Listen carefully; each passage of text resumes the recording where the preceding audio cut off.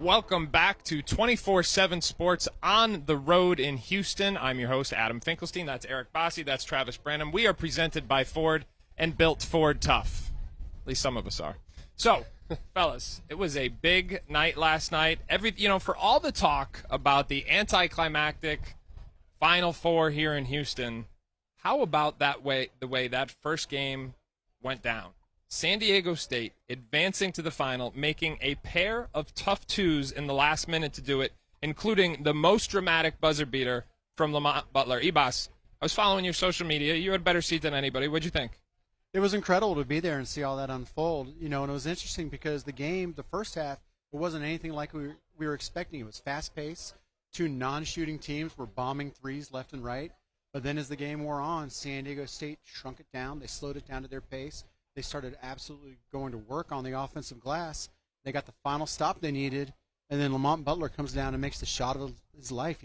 At one point I was like, is this guy even going to get a shot off? Right. I thought the same thing. He gets it off. We were standing right next to the San Diego State student section, and just the pandemonium that happened there was just insanity. Did you throw your drink in the air? Was that you? Thought about it. I might have sprayed a few guys with some water, but it was just cool. It was really fun, and for everything that we talked about this being a mediocre game, it provided an instant classic, in my opinion. Oh, it was a terrific game. All right, now, Travis, after the game, San Diego State press conference, they're asking Coach, you had a timeout, you didn't use it. Why not? He said, hey, we had Butler going downhill. I had 3 bigs in the game. I just wanted him to get the shot up with enough time to let us go get it on the offensive glass. Turns out, A, he didn't get it up in time to do that, but it didn't matter because he made the shot.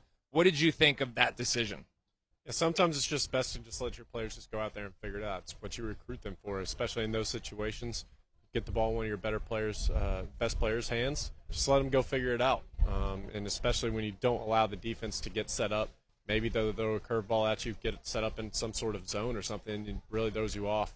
Sometimes it's, again, just best to let those guys get downhill and just go make a play. No, I think that's 100% right. Lots of times you see the offensive coach call the timeout saying, okay, I'm going to draw up what I want, not knowing that the defensive coach is likely going to throw a curveball.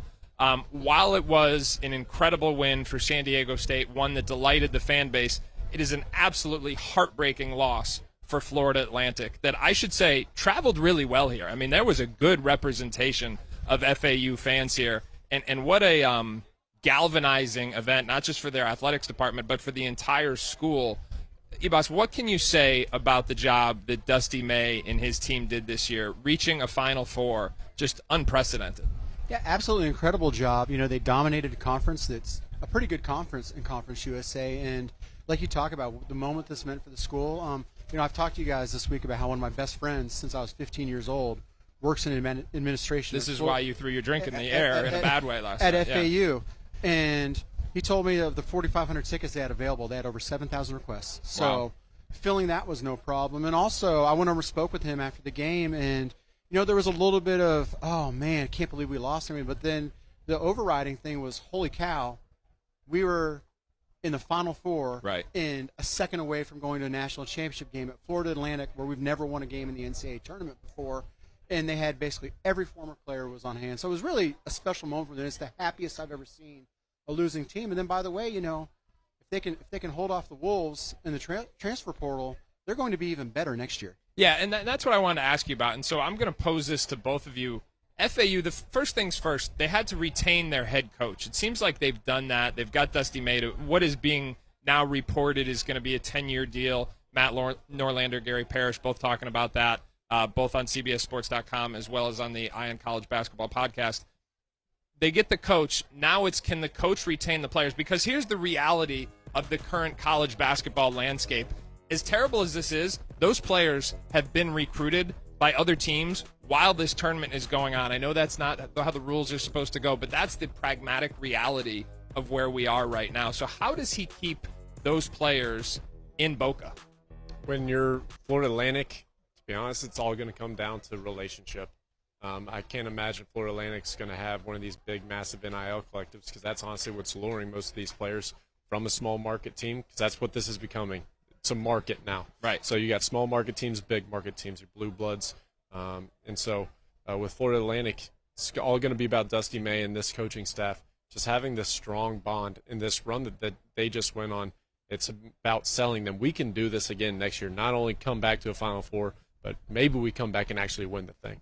In the AAC, nonetheless. So let me make sure I'm understanding this correctly, and I think I am. You're basically saying they need the hometown discount because somebody else's NIL package is likely going to exceed what FAU can do. Unless maybe this ignited some excitement, which obviously it did, but you got to motivate people, your fans and the fan base to really kind of invest into those collectives. That obviously gets invested into the players. And Ebas, you said this. There were 4,500 tickets, 7,000 requests. So now the goal is for that fan base, if you liked what you saw, you got to pay for more than the tickets. I mean, is that a fair summary of where we are in today's landscape? I mean, to some extent, yes. And, this run, probably whatever collective Florida Atlantic has, it is added to it significantly. They've been able to set up some deals for some of these kids to get some money through some T-shirt companies and what have you. They've got people donating to the collective. Now, imagine if that shot doesn't go in for San Diego State last night. It probably gives them even more collective by making that national championship game. But I think that they do have some momentum going with the collective. They're going to get stuff, but what they're going to be offered, while will be good money for a regular regular college kid, and compared to what they had, a lot, it's not going to be able to compare with what teams in the Big 12 or the SEC or something like that can come in with. The thing that's interesting is if you go back and play out that last minute of the game, I thought FAU from a defensive standpoint did about as well as they could do.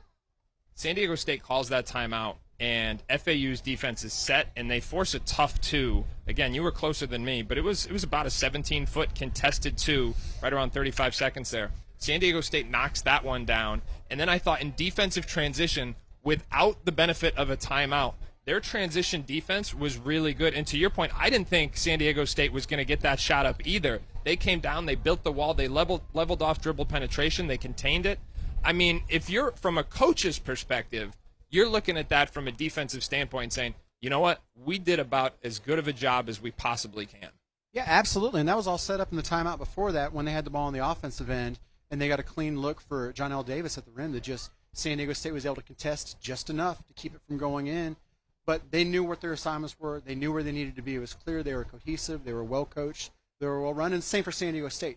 They played everything down that last stretch about as perfectly as you can go. And it was just a great game. And I think everyone in there was wild. Like the San Diego State fans in the concourse afterwards was something like, I've been to a lot of Final Fours. Yeah. That's about the biggest party. I was actually in the San Diego State section when that shot went in, and I needed a raincoat. That's one of the biggest parties I've ever seen in a concourse at a Final Four. Yeah. It was a lot of fun to be around. 100%. That was certainly a lifelong memory.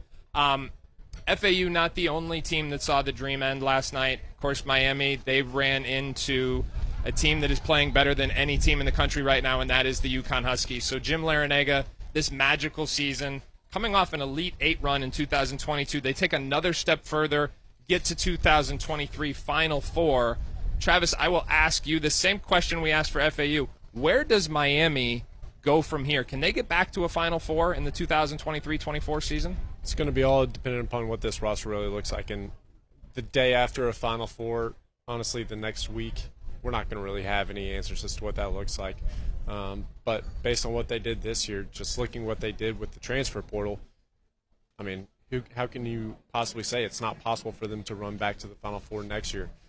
So anytime a team loses a game like that, anytime anybody loses in March, period, emotions are always high for the next week or so. Yeah. So you never start calling and start trying to figure out who's going to be coming back or not because the emotions are just too high. Every kid will either say they're coming back or all the kids who didn't play or say they're bouncing. It's just the way the reality goes. So here in about a week or so when they finally have these player exit meetings, that's when we'll finally get some real answers to what this team will actually look like next year. You know, the thing that I will say as it relates to NIL, remember, Miami had the most public NIL campaign in the country last spring, and it is hard to deny that it paid dividends. They just got to a Final Four. So when you talk about a fan base who could be invigorated or reinvigorated to continue their commitment to support the program, you would think that Miami is certainly a logical choice to do that.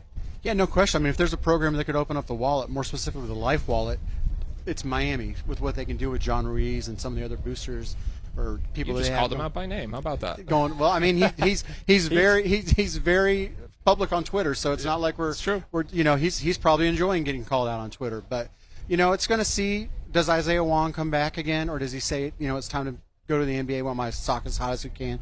Nigel Pack's going to be back, so if you get both those two guys back, you're going to be good. They've only got one high school guy signed right now, Michael Nwoko, a top 150 player in the class of 2023. So they're going to do some things over there. It's just a matter of which way they go. It's going to be who comes back and who doesn't. And Michael Nwoko gives them, in my mind, the backup five-man that they really don't have. I mean, when Omier came out of the game, they had no choice but to go small. So if it turns into what was the missing ingredient this year, the guy they got from the high school ranks, although I don't think he's going to be a star, he is a college-ready, serviceable backup big man who could step right in. You mentioned Isaiah Wong. Travis, you talked about him on the show on Friday. Said you thought his NBA stock, maybe people aren't giving him quite enough credit. I have my own opinion on that, but I want it from you first. At what point, we've talked about this a lot with big men this year, like, hey, are you going to make more money in college or are you going to make more money going pro? That's got to be part of the calculus for Isaiah Wong at this Miami program right now. Absolutely it is. And to be honest, I don't think last night was his best performance. And so I don't think it was necessarily a stock raising type of night. So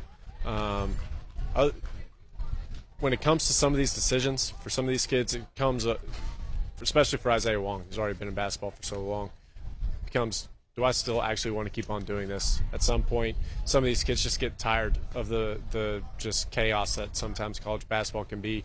And whether the NIL money is really substantial or not, sometimes it's like, you know what, whether it's going to be in the G League or whether it's going to be over in Europe, I'm ready to take this next step in my journey. I think that's part of the thing, though. Like the grass is always greener until they get to the G League or until they get to some of these international leagues. And they say, wait a minute, we're not flying charters anymore. I say, wait a minute, we're not staying at that hotel. We're staying at this hotel. Like, wait a minute, life isn't quite as good sometimes in some of these other places. Like, listen, if you make it to the NBA and you're one of those guaranteed 30 first-round picks and you get that guaranteed contract, sure, go, by all means. But if you're not, and you've got a lucrative opportunity to come back to an increasingly rabid fan base where you've got a chance to be potentially one of the top teams in the country if you bring everybody back, because remember, this isn't just a team that went on some unexpected run this week. This was the best team in the ACC for the vast majority of the season. So you bring everybody back, and I think they've got a chance to be really, really good. The other thing I would say about Isaiah Wong, to me, he's someone whose game, and we may disagree on this, fits college better than it does the NBA because he thrives with spacing and freedom. He's not going to have nearly as much freedom in the NBA as he does in college. Frankly, I'm not sure he'd have as much freedom in anybody else's system as he does in Jim Larrañaga. Jim Larrañaga lets him go. Chris Caputo was sitting in that seat yesterday. He talked about it. He said, hey, I like shooting mid-range jumpers. And they said, all right, that's what you do. That's what you do. So to me, Isaiah Wong should think long and hard about coming back to Miami. Again, as you said, we're not really going to know for a while what's going to happen with a variety of different players. But if they all come back, Miami does have a chance to be very, very good. Okay, now we are here at 247 Sports on the road in Houston, presented by Ford, built Ford tough. Speaking of tough, the UConn Huskies have been a tough matchup in the month of March.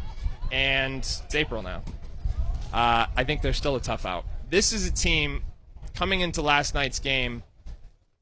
The news was about Jordan Hawkins, and what we now know was either food poisoning or some type of 24-hour stomach bug. He blamed it on the calamari. I don't know if it was the calamari, but I think he was not 100% last night. We didn't see the best of Jordan Hawkins. Andre Jackson picks up 2 foul troubles. That's a scenario that should have spelled big problems for UConn, and it didn't. What does that tell us about how good the Huskies are? They're really good, and they're really scary because we talked about how they're a team that's built to win multiple ways in March and April now. And that's exactly what they did. They slowed the tempo down. They used their size. They used their strength. They made a couple big threes early on to build it to get some comfort going. And they wore Miami down. And every time Miami made a little bit of a run, UConn was right back there to push it back out to 10, 12 points. And eventually they just overwhelmed them. And then Andre Jackson got back in and started making some plays. Jordan Hawkins shot, gets a dunk, and then it's just a tidal wave of things going. And I don't think their game was ever in question during the second half. So, Travis, this is what I want to ask you about, because UConn pushed their lead to 20 in the second half at one point. It seemed like it was, hey, we've seen this before. They're going to blow them out. It's just what we've seen. Miami cuts it to 8 at that point. And to me, that was gut check time, because this was the first time that UConn had faced really any type of second half adversity in the NCAA tournament.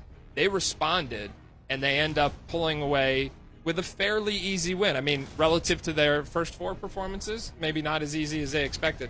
But this was the first time in my mind in the tournament in the second half where they had to respond to adversity. And so I thought it was an important step for them. What were was the ability to fight through adversity something you were at all concerned about for a team that had blown everybody out coming into Houston? Honestly, no, because when we were talking to finish the show yesterday, we were going through our predictions, and that's basically exactly what I said, to my own horn, if you will. Basically that UConn I could see getting up 14, 15 points, but just not relenting on this team.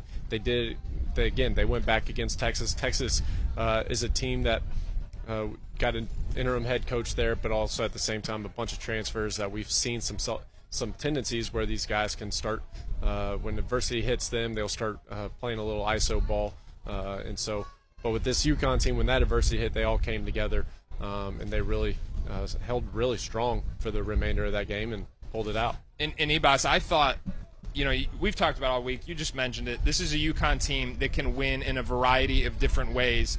They won it on the defensive end of the floor last night. To be honest with you, I never thought they got into a great offensive rhythm. I know they made shots. I know they scored more than 70 points. But last night was not their best offense. It was their best defense. This is a team that ranks top 5 in the country in both offense and defense. They won it on the defensive end of the floor last night against a team that is one of the hardest teams to guard in college basketball. UConn showed you. And this is a UConn team that wasn't great defensively all season long, but in this postseason has really lived up to that top 5 billing.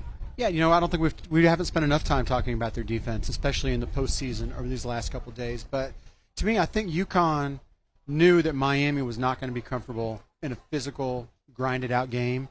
They knew that if we slow this down and make just enough shots to build a lead, that we're going to be able to handle them because our size is going to overwhelm them. Sanogo obviously had a great night. Donovan Clingan didn't have like a huge night numbers-wise, but that guy was disrupting so much just with his sheer size and how much space he ate in the paint. And you could see Miami was never comfortable. They were never able to turn it into a up-and-down game. They almost want a pickup game, for lack of a better description. And UConn just refused to let them have that. And to me, I saw a point. I know they made the little run and got it back to 8 points, but with about 14, 15 minutes left, I felt Miami had been broken. And I thought they'd reached that point where, hey, we made it, we're happy to be here, and we're just going to play this thing out. All right, now UConn's dominance has been a consistent theme throughout the course of March. Earlier today, I got a chance to catch up with Huskies associate head coach Kimani Young. Now, Kimani Young has been with Danny Hurley for all 5 years since they arrived in Stores. He's been part of what has really been just one of the most impressive rebuilding efforts in all of college basketball. So we got a chance to talk to Kimani about what's gone into that, what it's meant to him personally, and what the Huskies still have to accomplish. First of all, Kimani, thank you so much for making the time to do this. I know we are a little bit more than 24 hours away from the national championship game, less than 24 hours removed from last night's Final Four game, and I can't imagine how busy you guys are right now. Yeah, it's a busy time, Adam, but, anything for you, a proud UConn alum and a friend at the same time. I wouldn't rather be doing this with anybody but you, so thanks for having me. Well, I do appreciate it. Now, what's it like? I was lucky enough, they let the media into the locker room about 5 minutes afterwards. That in and of itself is pretty shocking that you guys only get a few minutes together in the locker room before media comes swarming in there. So I got to be in there last night. But what have those moments been like with the coaching staff, with the team, whether it's in the locker room or back at the hotel? Is this surreal at this point for a team that wasn't top 25 to preseason? Yeah, it's been amazing to be a part of. Somebody told me at the beginning of our season that, our journey would end in this position. I wouldn't have believed it. Just so to be here with this group of guys, with those personalities in that locker room, with the will in that locker room, to be doing it with this coaching staff has been amazing and something we'll never forget. Now, you arrived with Dan Hurley 5 years ago. You were an assistant coach at Minnesota. You had the opportunity to come back home to the Northeast. Of course, you're from New York originally. What was Coach Hurley's pitch to you to come back home and join his staff?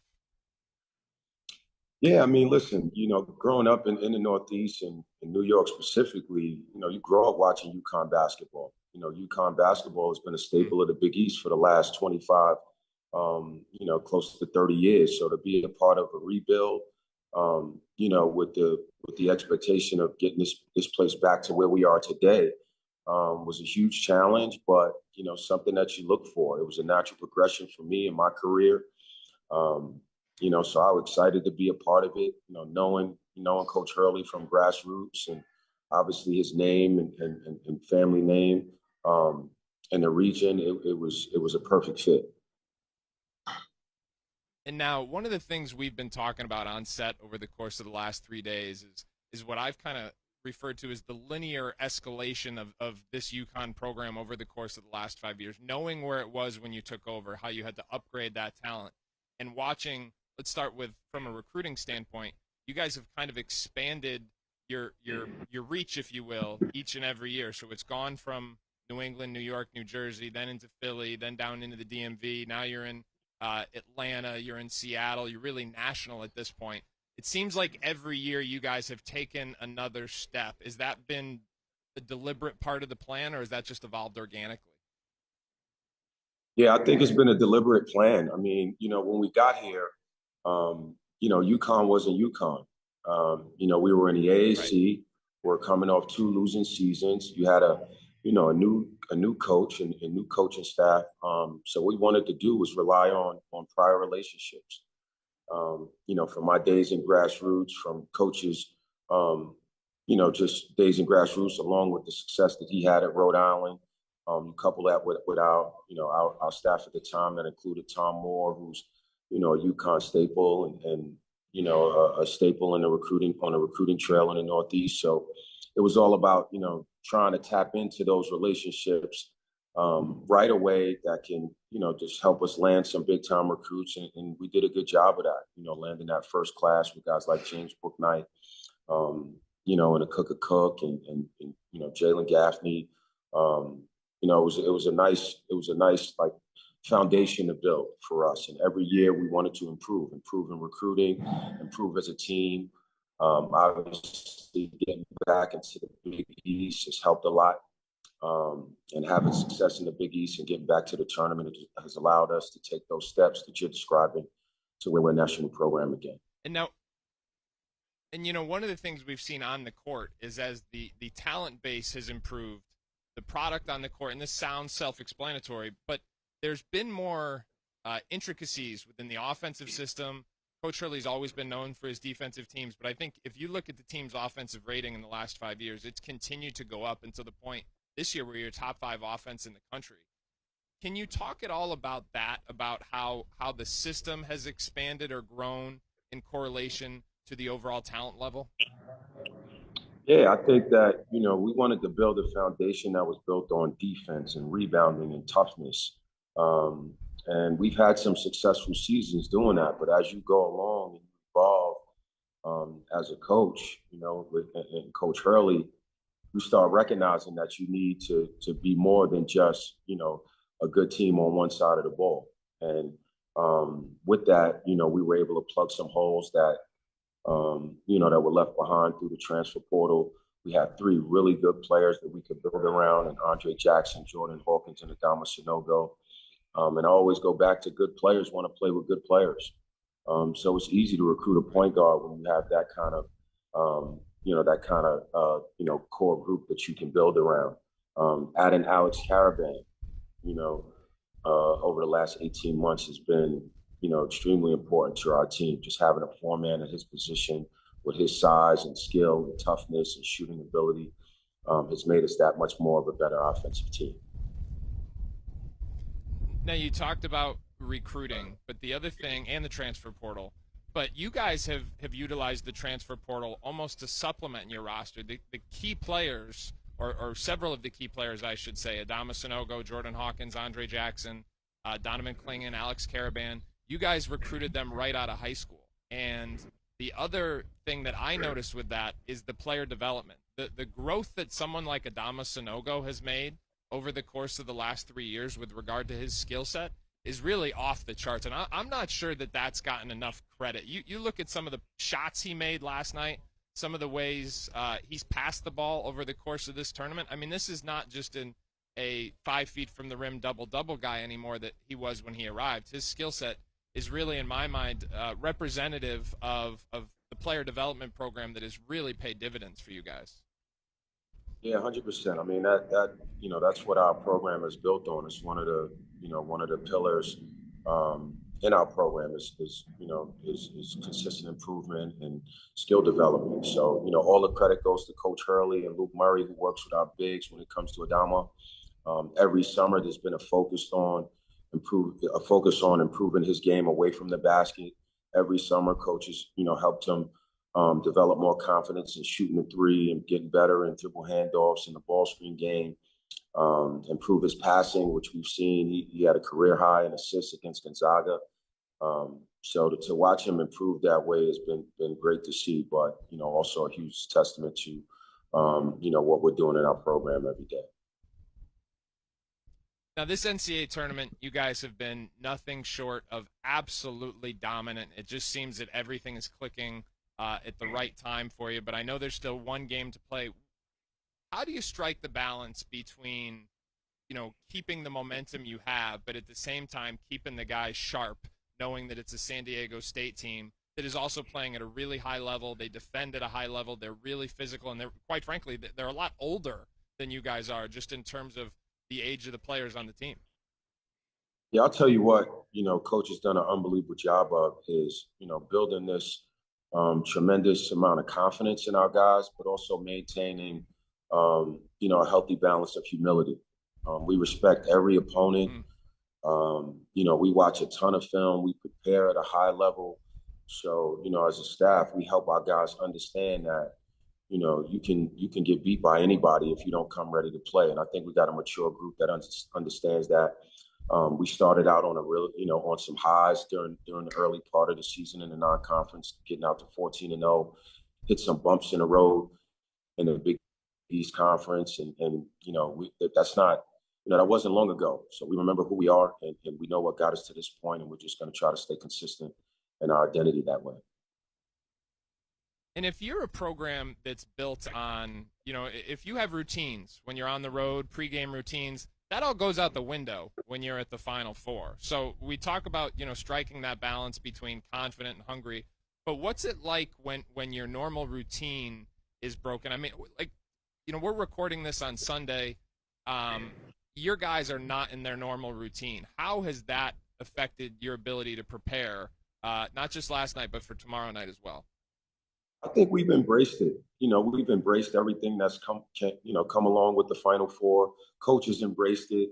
Our players have embraced it. But, when it's time to get on the court and get to work and get into the film room and prepare and get back to the hotel and get your rest and get your rehab in, we've done all those things. So you don't get to this point by staying the same. You get to this point, you got to enjoy it. These are memories that, our players and our staff will have forever. But we know it's at stake, and we know what's most important. So we'll take care of business when we have to.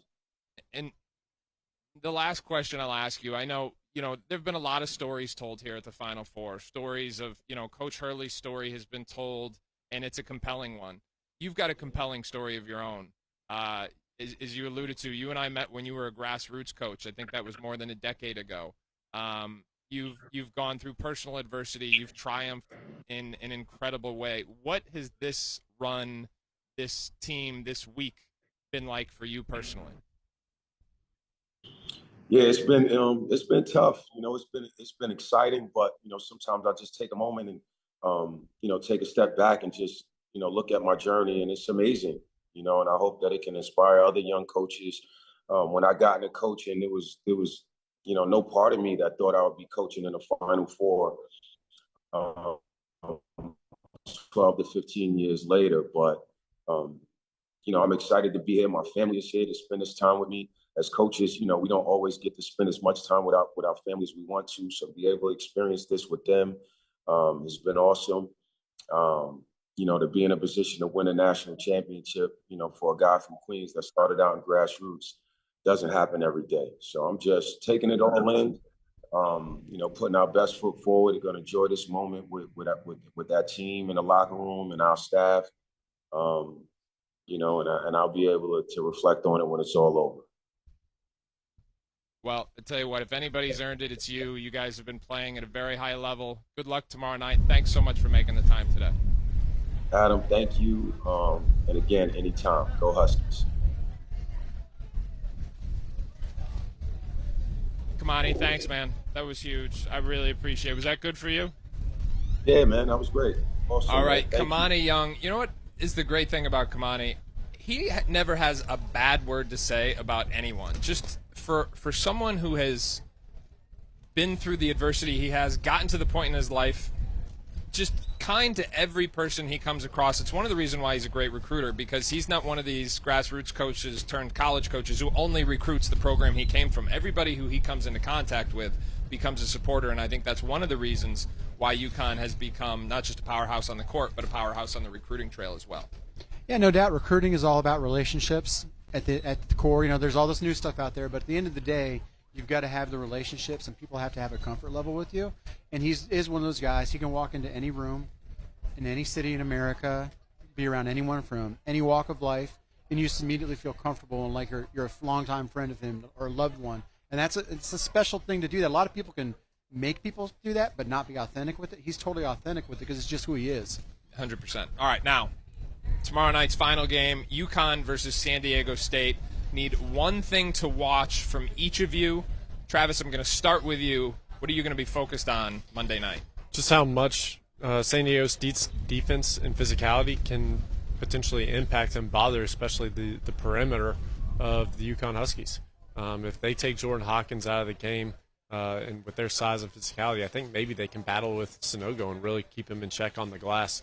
Obviously, they don't have the size to keep up with Klingon, but Klingon only played 13 minutes last night. So if that's the case again tomorrow, this is a team that could really muddy up this game and really make it a dogfight till the very end. Boss, what do you got? Well, Travis took a lot, but I was going to say, it's going to be a painful game. It's going to be a physical game. It's going to be an all-out slugfest. We talked about against Miami, UConn wanted this thing to be slowed down a little bit, right? Now, I think they want to do the exact opposite. Yeah. They want to try and get this thing going as fast as humanly possible to put San Diego State in a really uncomfortable position. Because while UConn is bigger in general, these San Diego State guys, while they may not be the tallest, are strong. They're tough.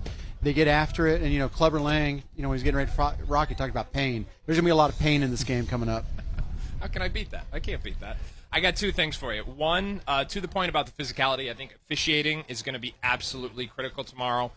Danny Hurley already talking about it in today's press conference, already saying he's starting to fight for freedom of movement, which means the ability to cut and play away from the basketball on the offensive end of the floor. So the more physicality that is allowed in tomorrow's game, the better it is going to be for San Diego State. Now, I think that San Diego State has potentially enough size, physicality, obviously, to handle Sonogo, maybe not shut him down, but to keep him in check more so than most people have in the tournament. If they do that, this is going to turn into a game where UConn is going to need to make shots, and Jordan Hawkins is going to need to be right. Now, I saw him after the game tomorrow. He said the calamari's out of his system. He's feeling good. Honestly, he looked good. He looked healthy. Jordan Hawkins is going to have a big game tomorrow. Yeah, no doubt Jordan Hawkins have to have a big game, but going to San Diego State and their size, who really had an underrated performance the other night was the hometown kid, Jaden Ledee from Houston. Yeah. In his third program. He came up big, 12.6 rebounds off the bench. He's a big athlete who can kind of hang with those guys. I think if he can put together another performance, anything like what he did in the national semifinal game, it's a game changer for San Diego State. All right, you are watching 247 Sports on the road in Houston, presented by Ford and built Ford Tough. Now, if you are a San Diego State fan or a UConn fan, you are still excited about what is to come in this season. If you were rooting for one of the other 350-plus teams, you are ready to talk about next season. And guess what? If you're coaching for one of those teams, you are ready to start working on next season. In fact, that is already happening. A lot of the news that has been breaking in the last couple of days, not necessarily about the teams that are playing here in Houston, but about, shall we say, the waiver wire. Whether it's players going into the NBA draft, whether it's players going into the portal, whether it's players doing both. You're seeing that. You're seeing I'm going to declare for the NBA draft, but I'm also going to put my name into the transfer portal, not even necessarily ruling out the potential to go back to the school I was at, just basically testing the market across the board. A number of schools have been impacted by that in recent days. The first one that I want to talk about is Michigan. And Travis, I'm going to start with you. We were here on Friday. You had breaking news that Hunter Dickinson went into the transfer portal on our air. We analyzed that. Since then, Kobe Buffkin has declared for the draft. Prior to that, Jet Howard has declared for the draft. What does this mean for the Wolverines? To me, it just kind of makes me question what's happening in Michigan right now. They struggled this season, and they had way too much talent on that roster to struggle as much as they did, missing the NCAA tournament. But this decision with Kobe Buffkin is also a little bit perplexing, if you will. He's a fringe first rounder. He's a guy that if he comes back, surely he's going to make a lot of NIL money. But on top of that, he could play himself potentially into lottery contention. He's a tremendous talent. He's really blossomed as of late into this year. He's a late bloomer. He's only going to keep getting better. So if he were to have come back next year, I really would have liked his odds of going potentially inside that lottery. So he's making a jump here. And so to me, it just kind of adds. Hunter Dickinson leaving. Jet Howard we anticipate leaving, but now with Kobe Buffkin, your other star, so you're supposed to have your two stars back next year. Neither will be on that team. And now for context, if you're watching at home and not necessarily a huge Michigan fan, I would point out that the 2023 NBA draft is expected to be a relatively good one. Conversely, next year in 2024, it is expected to be a down year. Right now, it's expected to be wide open. So to Travis's point, that's why someone like Cody Buffkin, by declaring for the draft and saying definitively that he is going this year, is taking a bit of a risk, because he is someone, and this is going to be the case for a lot of players, if they come back to college basketball next season, would have a very legitimate chance to capitalize on that down market, if you will, for the 2024 NBA draft. Ibas, I'm going to go back to you on this. In some ways, I think that Michigan almost been a victim of their own success. Jet Howard becomes the third one-and-done freshman to leave them in the last 12 months. If any of those guys stay, it gives them a building block and a foundation for which they can build on. I think the fact that they were really limited at the forward position this year was a direct result of the fact that last year's freshmen ended up declaring for the draft, in retrospect, maybe prematurely, when they would have been, if they came back, Michigan's a totally different team. Couple that with the fact that the grad transfer point guard they landed from the Ivy League, he gets hurt for the season. Those are two somewhat, and certainly in the latter case, unexpected losses that impacted them this season. Yeah, I don't think they expected to lose, those guys or lose their big man that quick and go off the NBA draft, because he wasn't really ready for it. But, that's the past of the past now. You got to move on. And what this does right now, you've just lost 63.8% of your scoring with Dickinson, Howard, and Buffkin. This puts really big pressure on three people next season. Number one is Juwan Howard, the head coach. Number two is the recent Alabama transfer commit, Nimari Burnett. And number three is on Terrace Reed. Howard's going to find a way to get some more guys out of the portal, maybe add someone late to their high school classes, which includes a couple of top 150 players in Papa Conte and George Washington. But you can't expect too much out of those guys. They're fringe top 100 type guys. But, Nimari Burnett is a former McDonald's All-American who hasn't quite found it right at Alabama, didn't quite find it right at Texas Tech, and now we got to see, as a two-time transfer, is this guy even going to be allowed to play right away? They're going to have to get some type of waiver for this guy. And there's a lot going on, and Terrace Reed is a former top 40 player in the high school ranks, a big, strong guy who can presumably take some of Hunter Dickinson's minutes and fill those, but he's got to step up in a big way. So I would not want to be in Juwan Howard's shoe right now. He's got a lot of work to do. I actually think that although Hunter Dickinson should be one of the best big men in college basketball next year, I think Michigan's going to be okay at the 5, because Reed, we saw him in high school 2 years ago. He was in my mind, one of the more offensive-ready big men. And, he had a chance to come in and score points right away.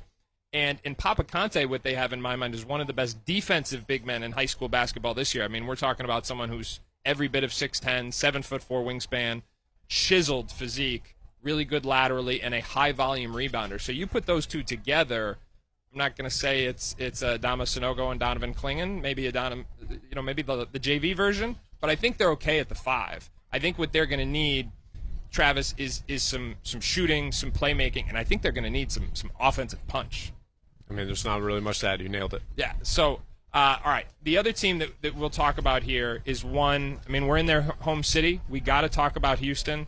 Marcus Sasser declares for the draft earlier today. Tramon Mark, he decides he's going to go to the draft. Ebas, what are your thoughts on that one? It's kind of confusing to me, really. Mark is a guy who has shown some real flashes in the Houston program. He's dealt with some injury issues, but he's a guy who's from Dickinson, Texas, not too far away. So he's basically essentially a local kid. And the way this roster's setting up, I think we can assume that Jarris Walker is going to hit the NBA too. Oh yeah, and lottery pick. We're looking at a guy. The team's going to be his next year.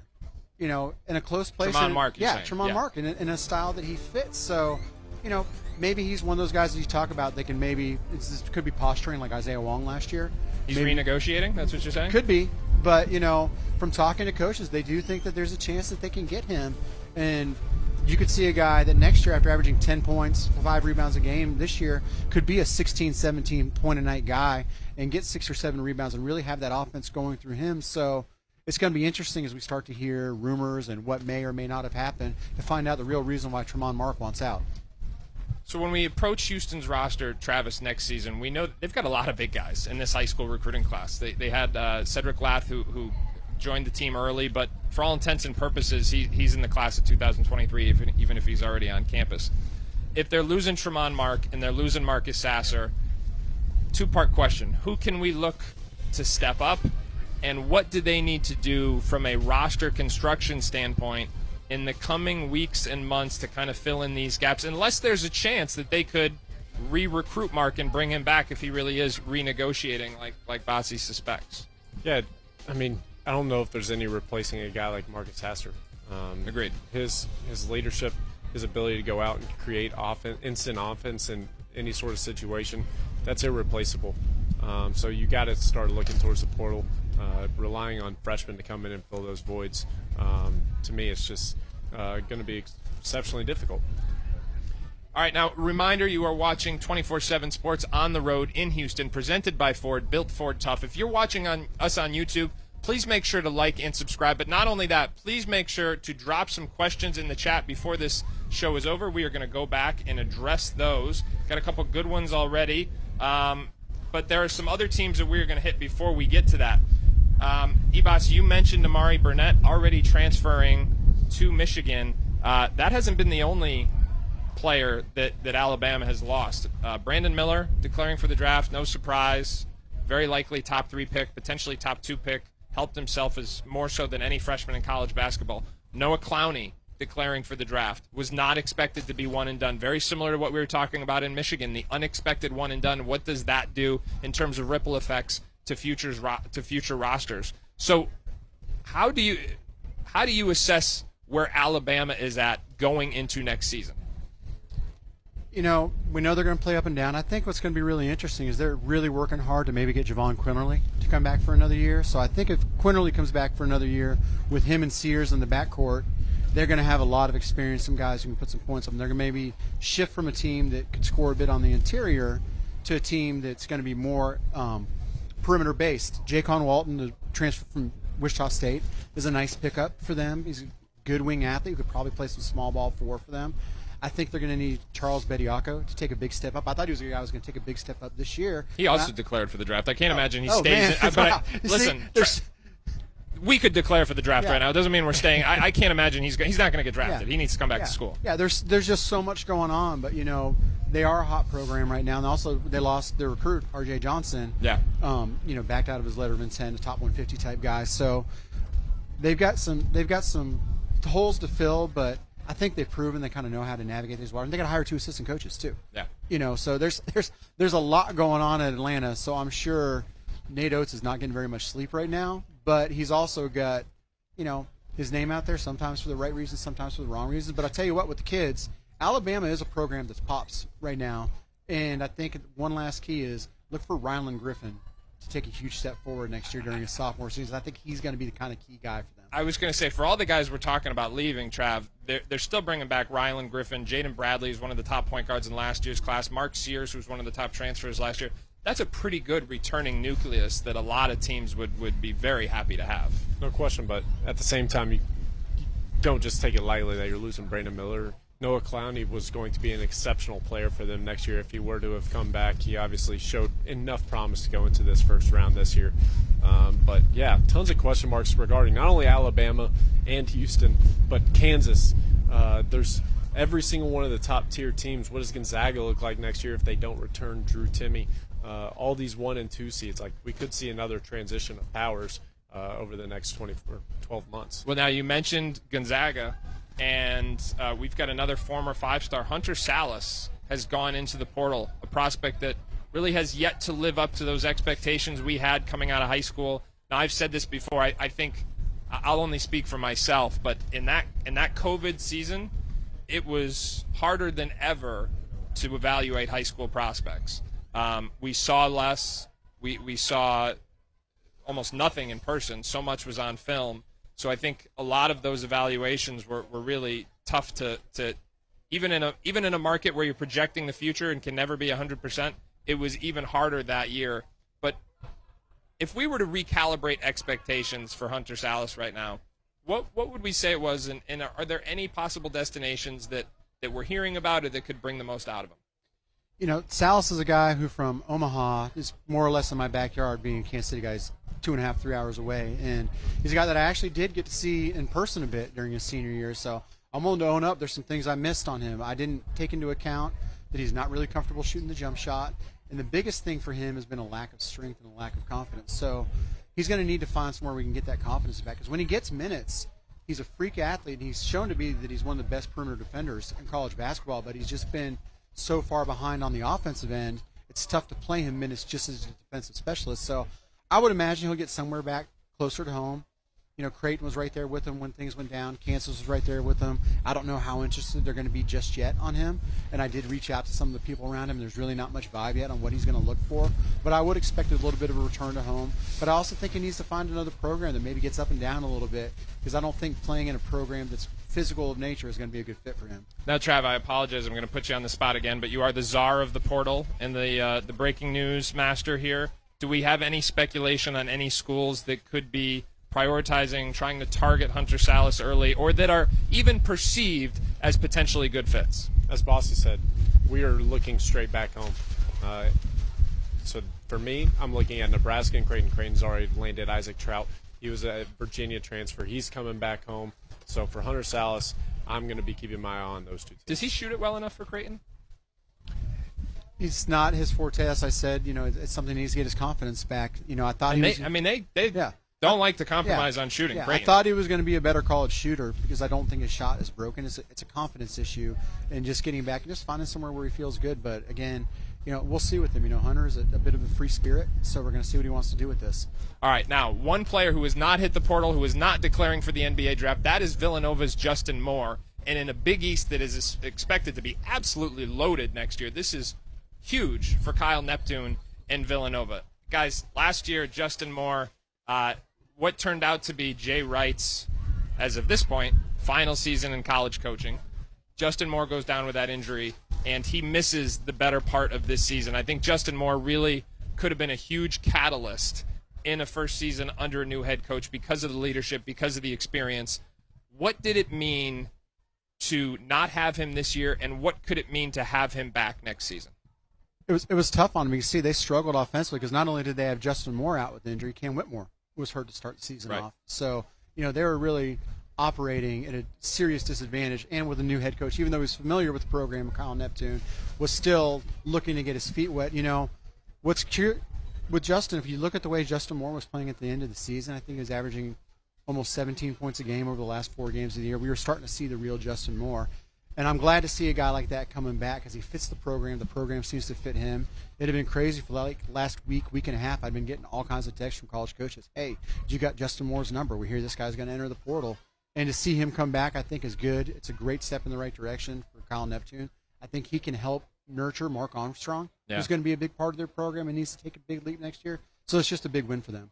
Travis, it's a new look Big East. You've got UConn here going to be competing for a national championship tomorrow night. Sean Miller has brought Xavier back to prominence very quickly. Rick Pitino is now at St. John's. You could go down the list. Ed Cooley moving to Georgetown. You got Kim English.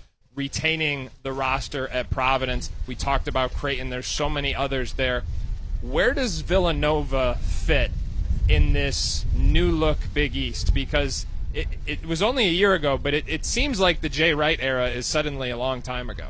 Yeah, to be honest with you, I didn't anticipate answering it this way, but I don't know where we see them fitting in.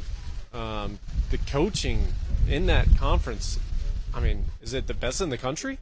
When you look from Rick Pitino, Sean Miller, Shaka Smart, he's absolutely rushing it at Marquette. National Coach of the Year. It's a perfect fit. And now Ed Cooley moving to Georgetown, he's going to get injected with a lot of power over in that program. So from top to bottom, pound for pound, that's arguably the best conference in the country.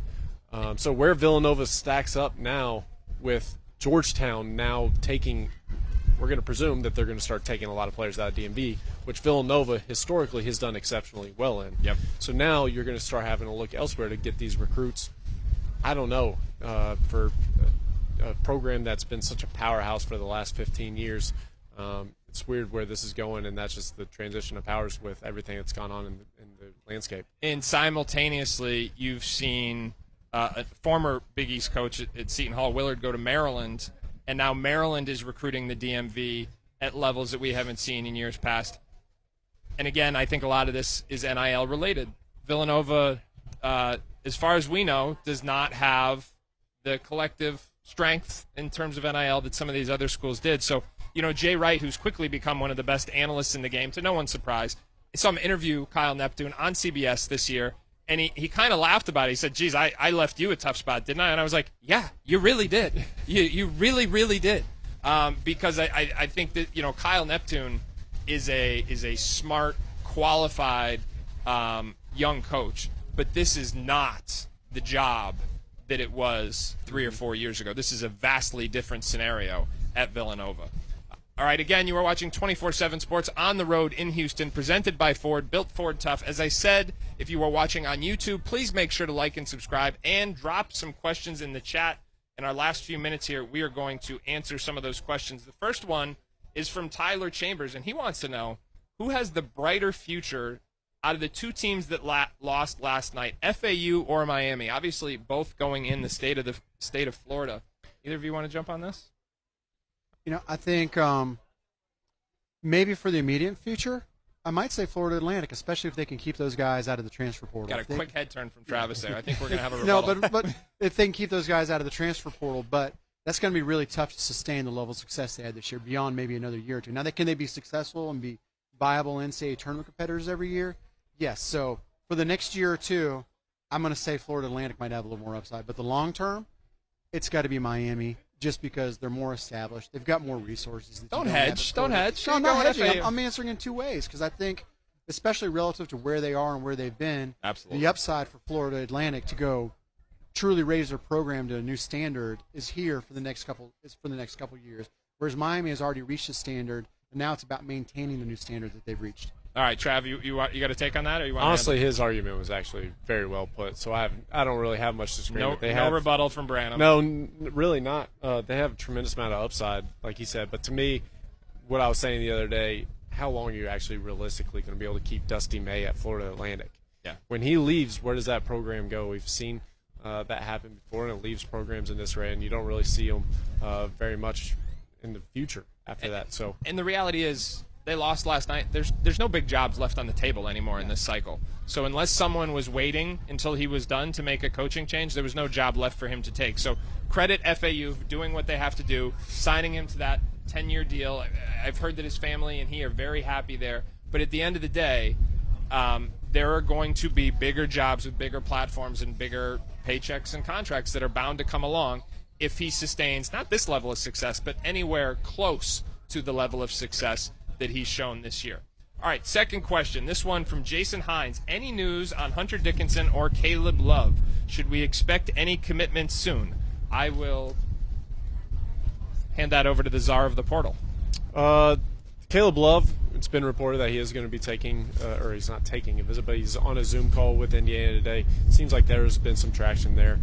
So that's going to be one team that we're going to be keeping a close eye on. Another team that we've been hearing, I guess, honestly, leading up to the transfer, was potentially going back home to Missouri.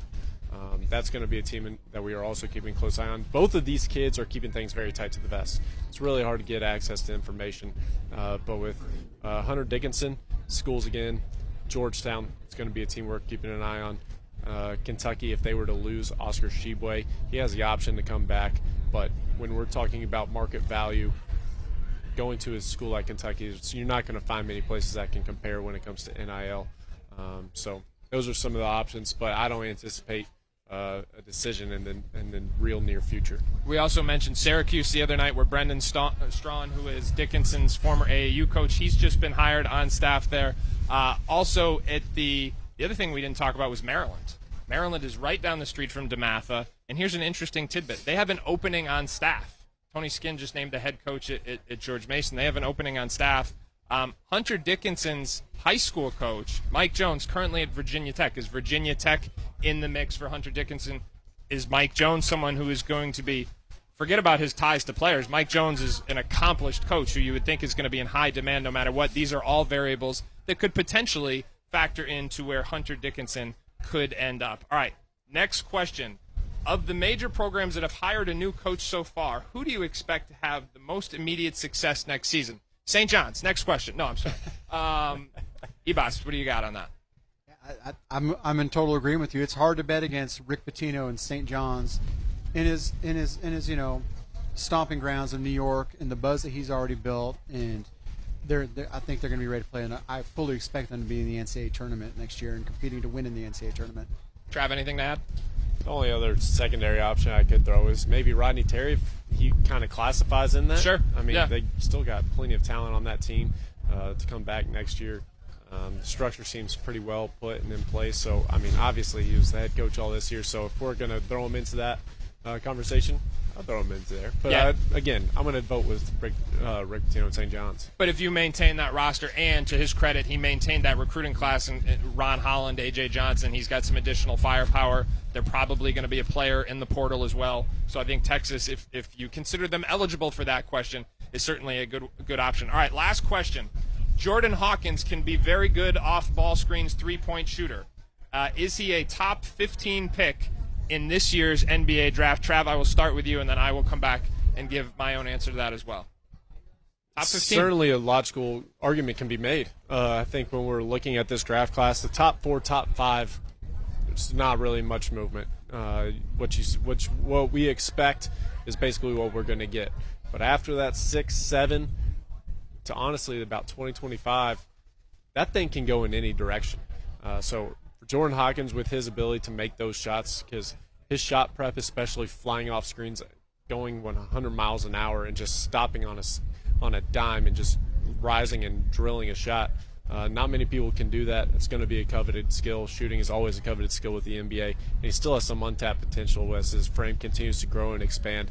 So seeing him go into that top 15 would not be a surprise to me. Yeah, you took the words very much out of my mouth, but just to reiterate, yes, I do think he has a chance to be a lottery pick. We said it earlier this week. Came into, about a month ago, he was someone we projected as a round one candidate on the draftables. But given his performance here in the last month, in my mind, he's been the best shooter in college basketball. That was in terms of draft eligible prospects, I think that was someone that most people considered to be Grady Dick maybe a month or two ago. But Jordan Hawkins, the way he is making, as you said, Travis, movement shots, tough movement shots, running off screens, making shots off the dribble, making contested shots, the lift he gets into his release, meaning he's going to be able to get it off at the next level. And then again, to your point, the untapped potential, not just in terms of building up his body, but also better weaponizing his handle and ability to come off ball screens, as the reader said. I think there's still a lot of upside left to discover. So, yeah, in a league that values shot making and offensive skill at an all-time high, absolutely think he has a chance of being a top 15 draft pick this year. That's going to be it for today's episode of On the Road in Houston, presented by Ford and Built Ford Tough. But remember, we've got another show coming tomorrow. We're going to be here at 12 noon Eastern Time. Please make sure to visit us, like, subscribe, send in your questions. We'll do our best to answer them all. Until tomorrow at noon, hope you enjoy the night.